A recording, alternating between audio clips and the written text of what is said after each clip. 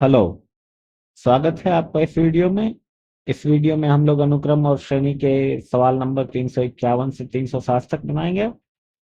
PDF को download करने का लिंक डिस्क्रिप्शन में रहेगा और आखिर में मैं दिखा दूंगा वेबसाइट से आप कैसे पता कर सकते हैं कि पीडीएफ दोबारा डाउनलोड करने की जरूरत है कि नहीं। तो बिना किसी देरी के शुरू करते हैं। सवाल नंबर 351 कहता है कि हमें दो इक्वेशन दिए हुए हैं और उनका हमें मूल निकालना है। तो पहला समीकरण है एक जोड़ एक्स जोड़ एक्स स्क्वायर ऐसा एक्स के पावर 23 तक एक्स घात 23 बराबर 0। और दूसरा समीकरण है एक जोड़ एक्स स्क्वायर ऐसे करके एक्स घात 19 बराबर 0। तो दिया हुआ है एक जोड़ x square up to x घात 23 बराबर 0 और दूसरा भी दिया हुआ है यहाँ। तो पहला जो है उसका योग निकालेंगे तो हो जाएगा एक्स घात 24 घटाव 1 बटा एक्स घटाव 1 बराबर 0 और दूसरे का हो जाएगा एक्स घात 20 घटाव 1 बटा एक्स घटाव 1 बराबर 0। तो इससे हमें यह पता चलता है एक्स घात 24 घटाव 1 बराबर 0 और एक्स घात 20 घटाव 1 बराबर 0। ठीक है। तो अब हम पहले वाले को लिखते हैं यहाँ पे। आप देखिए एक्स घात 20 बराबर 1 हो जाएगा। ठीक है। उससे तो दूसरे वाले पहले वाले को लिखते हैं एक्स घात 20 गुना एक्स घात 4 घटाव 1 बराबर 0 और एक्स घात 20 जो है 1 है तो एक्स घात 4 घटाव 1 बराबर 0। ये मूल है -1 और प्लस माइनस आई होंगे। कॉम्प्लेक्स नंबर अगर आपने नहीं पढ़ा है तो जान लीजिए कि बस हो नहीं है। एक्स बराबर 1 नहीं होगा क्योंकि एक्स बराबर 1 होगा तो ये जो समीकरण है ये कभी सेटिस्फाई नहीं होगा। सवाल नंबर 352 कहता है कि एक आदमी पहले साल के आखिर में $1 इन्वेस्ट करता है निवेश करता है, दूसरे साल के आखिर में $2 निवेश करता है और तीसरे साल में ऐसा करके n सालों तक वो निवेश करता है। अगर ब्याज की दर $R है, पर रुपये नहीं पर डॉलर होना चाहिए। अगर $R है और ब्याज जो है वार्षिक दर से चक्रवृद्धि ब्याज होता है तो आखिर में बताइए कि n+1 साल के बाद कितना उसको अमाउंट मिलेगा, कितनी राशि मिलेगी। तो पहले साल के आखिर में अ, जब एक साल पूरा हो जाएगा एक को निवेश किए हुए तो जो अमाउंट होगा वो होगा A × 1 + R। दूसरे साल के आखिर में हो जाएगा A जोड़ AR। ये दूसरे साल वाले का राशि है और ये पहले साल वाले का है तो पहला साल वाला फिर से गुना होगा, यानी कि ये राशि हो जाएगी A+1 जोड़ R स्क्वायर। ठीक है। तो आप देखिए कि कैसे बन रहा है ये। यहाँ पे A जोड़ AR लिया हुआ है, ये दूसरे साल के आखिर में है। ठीक है। ऐसा हो जाएगा और ऐसा चलता जाएगा। ये हो जाएगा A × 1 + R³ ऐसा करके ये हो जाएगा A × 1 + R घात n+1 n+1 साल के आखिर में। अब $2A का क्या होगा, उसको एक साल कम मिलेगा क्योंकि वो दूसरे साल में है तो ये पावर एक कम होगा 2A × 1 जोड़ R घात n। तो इस तरह से जो समीकरण हमारा बन रहा है वो ये है A × 1 जोड़ R घात n+1 2A × 1 जोड़ R घात n। n का मान बढ़ते जाएगा और ये जो कोफिशिएंट है ये 1 2 3 4 ऐसा n तक चलेगा और आखिर में ये 1 + R होगा। तो 1 + R को बाएं तरफ ले लेते हैं तो इस समीकरण हो जाता है ये। ठीक है। अब जरा मुझे पढ़ने दीजिए इसको क्या लिखा है। Writing first term of second some against the second term of the first term, second term of the second sum against third term of the third sum। ठीक है। and so on and subtracting we get RS बटा 1 जोड़ R। अच्छा, यहाँ पे क्या किया है कि writing the first term of the second some, first term of इसका पहला पद लिया ठीक है, और इसको इसके सामने लिखा, इसका दूसरा पद लिया और इसको इसके सामने रखा, ठीक है, और फिर घटा दिया, तो हमको क्या मिलेगा? एस घटाव एस बटा एक जोड़ आर किया है, ठीक है, ये पद इसके नीचे गया है, ये पद इसके नीचे गया है, ऐसा करके लिखा है। तो ये जो आर एस बटा एक जो आर है, ये देखिए एक अरिथमेटिक और ज्योमेट्रिक सीरीज है ये, ठीक है, उसमें समानांतर अनुक्रम और गुणोत्तर अनुक्रम दोनों है। तो ये हो जाएगा ए गुना एक जोड़ आर घात एन प्लस वन जोड़ ए गुना एक जोड़ आर घात एन, ऐसा करके माइनस एन है। तो ये तो आपका फिर गुणोत्तर श्रेणी में आ गया, इसका आप मान निकाल लीजिए फॉर्मूला से और बस सॉल्व कर लीजिए, आपका उत्तर आ जाएगा। सवाल नंबर 353 कहता है कि हमें मान निकालना है 0.16 घात लॉग 1/3 जोड़ 1/3 स्क्वायर जोड़ 1/3 क्यूब अनंत तक, उसका आधार है 2.5। तो पहले इस अनंत गुणोत्तर श्रेणी का मान निकाला, तो ये हो गया आधा डायरेक्ट फॉर्मूला से। तो ये 2.5 को 5/2 लिख सकते हैं और आधा तो आधा रहेगा, और 0.16 को लिख सकते हैं 4/25, ठीक है। तो ये हाफ और 4/25 पे यहाँ एक्सचेंज कर सकते हैं हम, ठीक है, तो उसको अदल बदल कर दिया, तो हो गया हाफ घात -2, ठीक है, बराबर 4।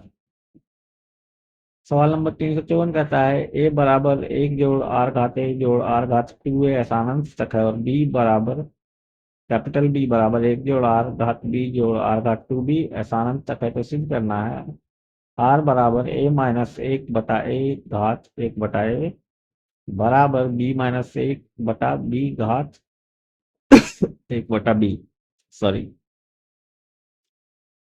तो अनंत पदों का यहाँ पे योग लिखा है, एक बटा एक घटा वार घात ए हो गया, तो आर का मान जो दिया चाहिए वो आ जाता है। उसी तरह कैपिटल बी जो है एक बटा एक घटा वार घात बी, तो यहाँ भी उनको मान आ जाता है अनुपात का। बहुत सीधा सवाल था।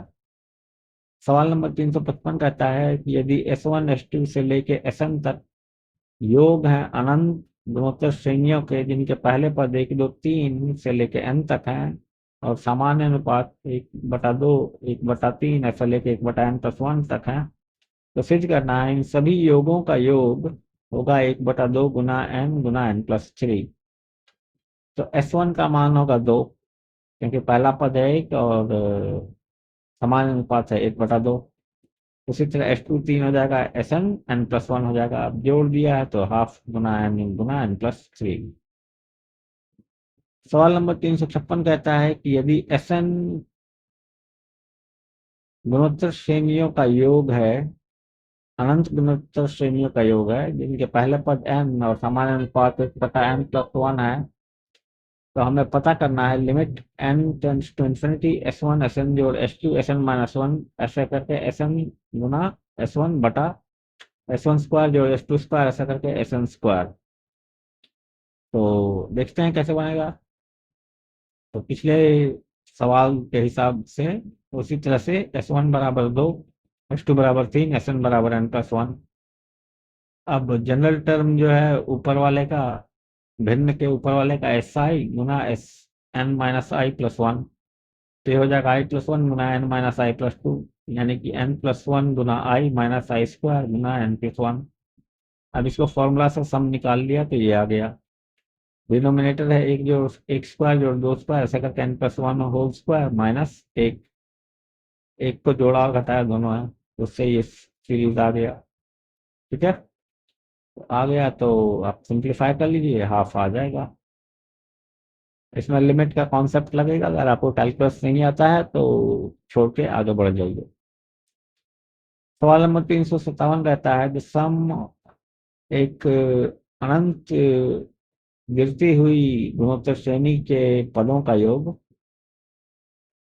इस फंक्शन के मैक्सिमम यानी अधिकतम मान के बराबर है। अंतराल -5 और 3 में, तो -5 और 3 अंतराल में इस क्यूबिक इक्वेशन का जो अधिकतम मान होगा वो गुणोत्तर श्रेणी के पदों के योग के बराबर है। गुणोत्तर श्रेणी में अनंत पद है और पहले और दूसरे पद के बीच का अंतर जो है एफ डैश जीरो है, गुणोत्तर श्रेणी के पहले और दूसरे पद का। सिद्ध करना है समान अनुपात जो है श्रेणी का वो है 2/3। तो एफ डैश एक्स पहले निकाल लिया तो होगा 3x² जोड़ 3। इसके लिए कैलकुलस चाहिए, ठीक है, बिना कैलकुलस के नहीं बनेगा, जो कि काल्पनिक मूल देंगे, मतलब कोई भी लोकल मैक्सिमा नहीं है, ठीक है। अब ये x के सभी वैल्यूज के लिए पॉजिटिव है, यानी कि एफ ऑफ एक्स जो है वो बढ़ता हुआ फंक्शन है, लगातार बढ़ता हुआ फंक्शन है। इसका मतलब इसका मैक्सिमम वैल्यू 3 पे होगा। अब f3 जो है 27 है और ये पहला पद है और r समान अनुपात है, तो a घटाव ए आर बराबर एफ डैश जीरो, ठीक है। ये कैसे आया, सवाल है कि ये कैसे आया, ठीक है। तो आप देखिए कि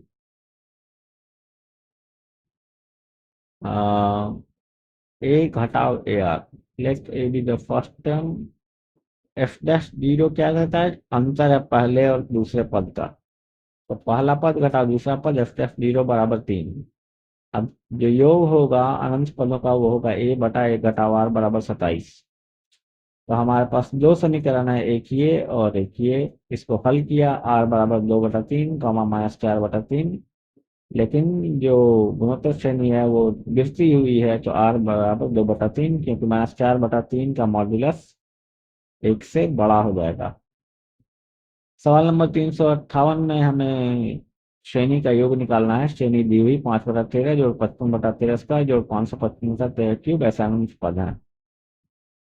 तो इसमें 5/9 पहले बाहर ले लिया, तो ये 10 घटाव 1, 100 घटाव 1, 1000 घटाव 1 ऐसा आ गया। तो 5/9 हो गया 10/13 जोड़ 10 स्क्वायर/13 स्क्वायर ऐसा अनंत पद, -1/13 घटा 1/13 स्क्वायर घटा 1/13 क्यूब ऐसा अनंत पद। अब ये दोनों गुणोत्तर श्रेणी है अनंत पदों के, आप इसको फॉर्मूला बिठा के हल कर दीजिए, उत्तर आ जाएगा 65/36। सवाल नंबर 359 कहता है यदि x का मान -π/2 और π/2 के बीच में हो और अनंत पदों सीरीज है, श्रेणी दी हुई है, उसके अनंत पदों का योग फाइनाइट हो, तो श्रेणी जो है वो है cos x जो 2/3 cos x sin square x जो 4/9 cos x sin घात 4x। फाइनाइट का मतलब लिमिटेड है, इस पर लिमिट है, उसका एक अधिकतम मान है, उस अधिकतम मान के आगे वो जा नहीं सकता है। तो हमें दिखाना है x जो है इस समुच्चय में होगा, -π/2 और π/2 में होगा, ठीक है। तो अनंत पदों का योग लिखा है, यहाँ से cos x कॉमन ले लिया, तो आपका जो समान अनुपात है 2/3 साइन स्क्वायर एक्स हो जाएगा। अब इसको हल किया तो ये आ गया 3 cos x/2 जोड़ cos 2x, ठीक है। तो ये 3 cos x जो है बटा 2 cos 2x जो है वो फाइनाइट है, x -π/2 और π/2 में, क्योंकि ये कभी 0/0 नहीं होगा, ठीक है। कभी 0 से भाग नहीं लगेगा इसका। आप देखिए cos 2x का मान जो है वो 1 और -1 के बीच में रहेगा, ठीक है। इसका मतलब जो नीचे भिन्न का निचला हिस्सा है उसको पता नहीं क्या कहता है, ये भी है 2 + 2 जोड़ cos 2x, उसका सबसे छोटा मान जो होगा वो होगा +1, 2 घटाव 1 +1। तो ये कभी 0 नहीं होगा, शून्य नहीं होने के कारण ये हमेशा फाइनाइट रहेगा। अब आखिरी सवाल की तरफ बढ़ते हैं कि एक समानांतर श्रेणी है और एक गुणोत्तर श्रेणी है जिनमें धन पद हैं, यानी पद 0 से बड़े हैं, दोनों में पदों की संख्या समान है और उनके पहले और आखिरी पद दोनों बराबर हैं। तो हमें दिखाना है कि समांतर श्रेणी का योग जो है या तो गुणोत्तर श्रेणी के योग से बड़ा होगा या बराबर होगा। तो मान लिया पहला पद ए है, बी आखिरी पद है और एन जो है पदों की संख्या है। समान अंतराल जो होगा समांतर श्रेणी का होगा b/1/n-1 और गुणोत्तर श्रेणी का समान अनुपात होगा b/a घात n-1। अब मान लिया s जो है समांतर श्रेणी के पदों का योग है और एस प्राइम गुणोत्तर श्रेणी के पदों का योग है। तो एस बराबर एन बटा दो गुना ए प्लस बी और एस डैश बराबर एक गुना एक जोड़ आर स्क्वायर, ऐसा करके आर घात एन माइनस वन। इसमें से ए बाहर लिया और फिर इसको हल किया है। ठीक है, तो ए डैश जो एस डैश जो होगा वो क्या होगा, एस डैश, एक मिनट, एस डैश क्या था, हमने क्या माना था, एन पदों का योग।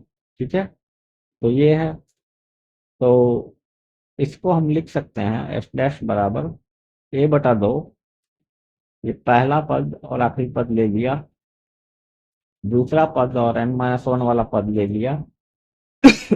तो अब देखिए कि इसको जोड़ दिया है, ठीक है, और दोबारा जोड़ा है, R N minus one plus एक भी किया है यहाँ पे। ठीक है, तो एक का घात बढ़ाते गए, दूसरे का घटाते गए, तो ये एक दो बार आया है, आर एन माइनस वन दो बार आया है, सब दो बार आएंगे, तो इसीलिए दो से भाग भी दिया है। अब इसको हल किया है। ठीक है, हल करने पे हमें ये सिद्ध होता है कि एस डैश जो है एन ए बटा दो गुना एक जोड़ आर घात एन माइनस वन से छोटा होगा, यानी कि ये एस से छोटा होगा। तो आप देख लीजिए कि कैसे हल किया गया है। तो इसी के साथ सवाल नंबर 360 खत्म होता है और मैं आपको दिखाता हूँ कि पीडीएफ कैसे डाउनलोड कर सकते हैं। साथ मेरी वेबसाइट astrabakru.org पे आइए। दूसरी लिंक बीजगणित की, तीसरी त्रिकोणमिति की और चौथी कोऑर्डिनेट ज्योमेट्री की है। तो तीनों आप डाउनलोड कर सकते हैं। कोऑर्डिनेट ज्योमेट्री में कॉनिक सेक्शंस, हाइपरबोला, पाराबोला और एलिप्स अभी नहीं हुआ है, मैं उसको लिख रहा हूँ। और ये जो डेट है ये बताती है कि लास्ट टाइम ये कब चेंज हुआ है, तो मैं टाइम टू टाइम इसको चेंज करके बदलते रहता हूँ। जैसे 20 मई को चेंज हुआ था और एक दो दिन में फिर से चेंज होगा ये। ट्रिग्नोमेट्री भी अपलोड नहीं किया लेकिन ये बदल रही है। ट्रिग्नोमेट्री नहीं बदला है बहुत दिन से, तो आप डाउनलोड कर लीजिए।